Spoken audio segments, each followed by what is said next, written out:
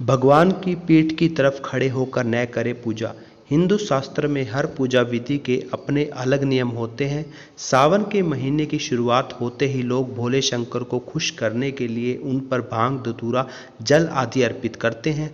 लेकिन आपको बता दें कि शिवलिंग पर जल चढ़ाने का भी अपना एक नियम है। शिव जी को जल चढ़ाने के लिए कौन सा बर्तन होना चाहिए, जल चढ़ाते समय किस तरफ मुख होना चाहिए और कौन सा मंत्र बोलना चाहिए, यह जानना भी जरूरी है।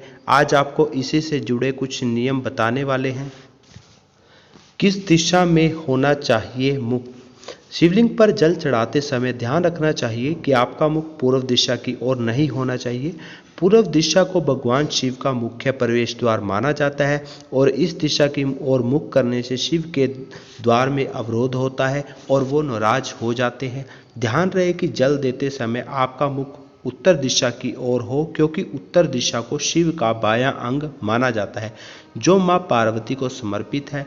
इस दिशा की ओर मुख करके जल अर्पित करने से भगवान शिव और मां पार्वती दोनों की कृपा प्राप्त होती है। कभी भी भगवान की पीठ की तरफ खड़े होकर पूजा नहीं करनी चाहिए और न ही जल चढ़ाना चाहिए।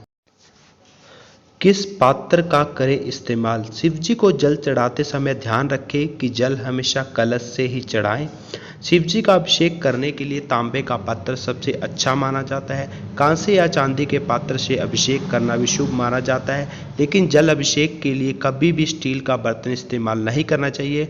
लेकिन याद रहे कि तांबे के बर्तन से कभी भी दूध का अभिषेक नहीं करना चाहिए, क्योंकि ये अशुभ माना जाता है। बैठकर चढ़ाएं जल। शिवलिंग पर जल अर्पित करते समय ध्यान रखें जल हमेशा बैठकर ही दे।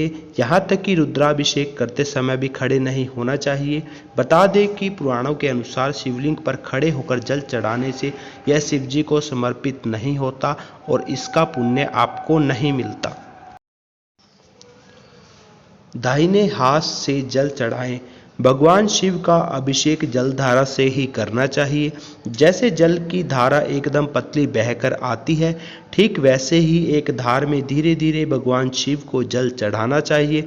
ध्यान रहे कि भगवान को हमेशा दाहिने हाथ से जल चढ़ाएं और बाएं हाथ से दाहिने हाथ का स्पर्श अवश्य करें। भोलेनाथ आपकी हर मनोकामना पूरी करे। अगर वीडियो अच्छी लगी है तो ज़्यादा से ज़्यादा लाइक, शेयर और चैनल को सब्सक्राइब कीजिए। धन्यवाद। जय भोलेनाथ।